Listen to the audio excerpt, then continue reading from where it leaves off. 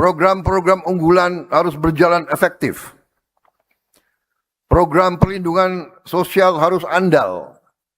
Pemberdayaan bagi UMKM harus terus digairahkan.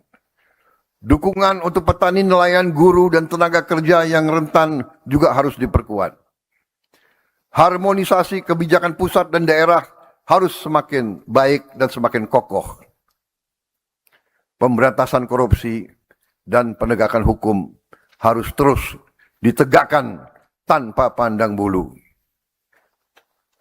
RAPBN tahun 2027 kita fokuskan untuk 8 program kerja prioritas nasional atau PKPN, yaitu kedaulatan pangan, kemandirian energi dan air, pendidikan, kesehatan, hilirisasi dan industrialisasi, infrastruktur, perumahan, dan ketahanan terhadap bencana, penguatan ekonomi kerakyatan dan pembangunan desa, serta penurunan kemiskinan.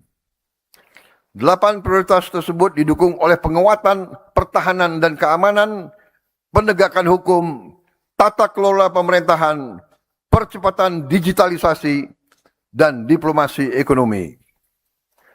Untuk menjalankan seluruh agenda tersebut, belanja negara tahun 2027 direncanakan sebesar 4.097,2 triliun rupiah, naik dari 3.842,7 triliun rupiah di APBN 2026.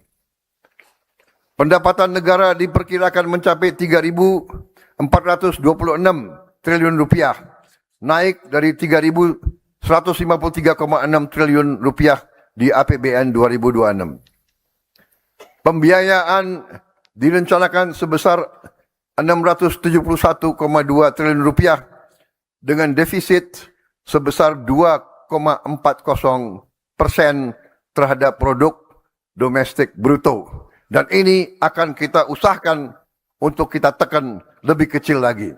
Apa yang diprioritaskan dan manfaat apa yang harus dirasakan oleh rakyat. Pada tahun 2000, APBN berada pada besaran 197 triliun rupiah. Tahun 2010 sebesar 1.126 triliun rupiah. Dalam 10 tahun tersebut, belanja negara naik hampir 6 kali lipat.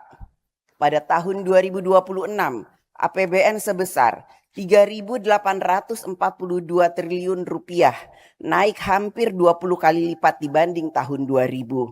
APBN tahun 2027 yang sebentar lagi akan disampaikan oleh Bapak Presiden, bisa jadi APBN kita sudah mendekati besaran belanja 4.000-an triliun rupiah.